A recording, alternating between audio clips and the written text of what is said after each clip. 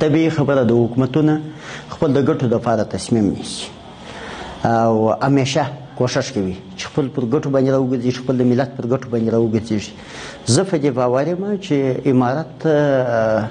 ګټه په پاته کولو کې بللې ده. امارات حکومت تصمیم نیونکو هغو ګټه په دې کې بللې ده چې موږ باید ولاړ نه سو، ځکه چې موږ ته دونې مفید نه دی او موږ ته ګټه نه کوي. نه دا یو نیمګړتیا ده. ملګرو ملتونه وي که همسایه هېوادونه وي که نړیوال وي، په هغه غونډو کې چې اسلامي امارت ګډون نه دی کړی، هغو اکثریت نتیجه هم نه ده ورکړې، ځکه چې پیچ اخیستی دی، ځکه چې تاو یې اخیستی دی، خبرې په بله خوا تللې دي، بحث په بله خوا باندې تللی دی. نو ښه طریقه یې دا وه چې امارت او ملګري ملتونو چې کومې خبرې سره کولې نتیجې ته رسېدلي وای، امارت ګډون کړی وای. ملګري ملتونو ته زما په نظر یو پیغام یې دا دی چې که زموږ په اړه باندې تاسې کوم تصمیم نیسئ، موږ په جریان کې اچوئ. دلته یو سرنوشت موجود دی، دلته یو څوک موجود دی چې د دې هېواد رهبري مخ ته وړي، او دغه غونډه چې دا اوس په قطر کې ده جوړه سوې دا د افغانستان په اړه ده. دا داسې نه ده د سیمې هېوادونه راټول سوي دي، دا د افغانستان په نه ګډون په دغسې وضعیت کې چې ملګرو ملتونو د افغانستان د ولس او د افغانستان د حاکم نظام شرایط ونه منل، دا په ډاګه کوي چې د افغانستان اسلامي امارت یو خپلواک او مستقل نظام دی او افغانستان یو مستقل هیواد دی. په این حال کې دا پریکړه د افغانستان د ټول ملت یوه ښه استازولي کوي. متاسفانه په تیر شل کلنه دوره کې د نظامونو لپاره دا مهمه نه وه چې د افغانستان حیثیت په یوه ناسته کې څه ډول دی. مطلق مهمه دا ورته چې بس فقط د دوی سره ناسته وسي، لیکن د اسلامي امارت لپاره مهمه دا ده چې په یو غونډه کې چې دوی ګډون کوي هلته باید د افغانستان حیثیت او د افغانستان د ولس استقلالیت په پام کې نیول شوی وي. نو په دغه ډول چې شرایط ونه منل شول او افغانستان ته معنادار ګډون اجازه ورنه کول شوله، غوره ګام هم دا و چې ګډون ونه شي. په تیر کې هم دا موږ تاسې ولیدل، په روز کال د دې غونډې لومړنۍ غونډه ترسره شوله، لیکن چې د افغانستان د اسلامي امارت ګډون پکې نه و، موږ تاسې ولیدل چې هیڅ نتیجه یې ورنه کړله. په هغه غونډه کې ملګرو ملتونو او د هغوی هغه جهاتونو چې په ملګرو ملتونو باندې واکمني لري او حاکمیت پرې لري، هغوی هڅه وکړه چې اسلامي امارت یا د دوی غوښتنې ومني او یا انزوا ته ولاړ شي. لیکن عملا نتیجه دا شوله چې غونډه هم ناکامه شوله، ځینو هیوادونو د نارضایت خبره وکړله او په این حال کې هغه د دوی چې کوم هدف و هغه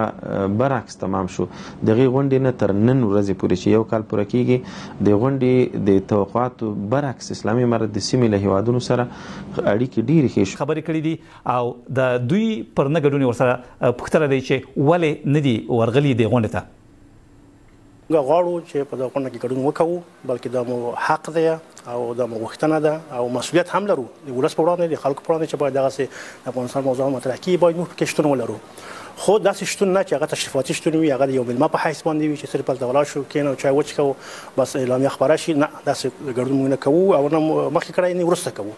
هغه کې موږ ورته دې لپاره چې دغه ناسته مؤثریت خپل ولري او رښتیا د مشکلاتو په حل کې هغه یو اقدام وي او ګام وي مخته، نو هغه موږ دغه کولی شي یو دا وي چې خپله د کوم کسان هغه جهت چې دغه غونډه یې ترتیب کړې ده د دې غونډې په راس کې قرار لري، د هغو سره مستقیما خبرې وشي. هغه مشکلات چې بار بار ویل کېږي او هر وخت ویل کېږي چې دا مشکلات دي، دا مشکلات یا ستونزې د سوء تفاهمات یا د مقابل طرف سره یا د نورو سره ځینې مشکلات په ذهن کې شته وي، نو چې هغه په مستقیمه طریقه سره مطرح شي او دا یو فرصت و چې باید سره مطرح شي. او داسې فرصتونه کله کله پیدا کېږي. زموږ یوه غوښتنه دا وه او دا معقوله او منطقي غوښتنه هم وه د ستونزو د حل لپاره. دوهمه غوښتنه مو دا وه چې دلته فعلا اسلامي امارات چې دی د ټول هېواد کې حاکم او داسې مسلط حاکم نظام دی چې په 50 کلونو کې داسې نظام نه رامنځته شوی دی. هر لګاره خپل ولس امنیت تامین کړی دی، د خدمات چې کومې په واسطه یې هغه کړی دی، په اقتصادي بخشونو کې داسې اداري فساد مخنیوي کې، په نورې لویې لاسته راوړنې درلودلې دي، مخدره موادو په مخنیوي کې، د معتادینو په علاج کې، دا ټول سره شوي دي. نو دلته چې کله ګډون کېږي موضوع د افغانستان ده، نو باید د افغانستان نظام دلته هغه دغه نمایندګان موجود شتون ولري، بل څوک د افغانستان په نمایندګۍ. یعنې ډاکټر صاحب وښیي چې رالنډه کومې تاسې غوښتل چې ستاسو سره چلند د افغانستان د مشروع نظام په اعلامیه کې چې وزارت خارجه کړی دا نشه کړه تاسو اعلامیه بل وسی خامخ په کې دغه ټکی ذکر شوی دغه دوه ټکی دي یو ټکی دا او دوهم ټکی دغه دی چې دلته افغانستان نظام هغه باید افغانان د نماینده په حیث په کې ګډون وکړي او تاسو مخکې ویل چې دا یو فرصت او تاسو خپل نظام یاد کړ چې باید برخه پکې اخیستې وای فکر نه کوئ چې تاسو یو لوی فرصت ضایع کړئ ځکه تاسو نړۍ ته خپل غږ رسولای شوی او هغوی ته د افغانستان متاسفانه زموږ خانه نه دی هغه شوی یعنی فرصت مونږ نه دی ضایع شوی فرصت متاسفانه د مقابل جهات خانه چې دغه غونډه جوړه کړې دغه لاسه ضایع شول زموږ خانه دی ضایع شوی او هغه په دې خاطر چې موږ ګډون کولو خو نو موږ چې تشریفاتي ګډون د ملما په حیث نه چې د کور چکتان زایمه کور زما دی او زه د ملما په حیث ګډون وکم دا ګډون خو به معنا ګډون نه بلکې د خپل د ولس توهین دی د نتیجه نه د مرتبه یو دوهم ټکی په دې کې دا و چې کوم کسان چې په دې کې ګډون کوي د ځانګړي استازي خپل ملګري ملتونه د سره موږ د لاس 15 کاله په جریان کې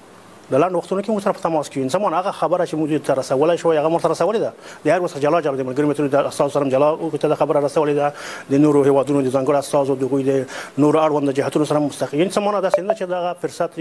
زمانه چې یوازې دا خبره وله تفسیر دا خبره وا چې هغه مهم موضوعات چې په اړه مشکلات خلک یا ځینې جهاتونو سره تشویشونه دي یا سوء تفاهمات په لوړه کچه د دوی سره مطرح شي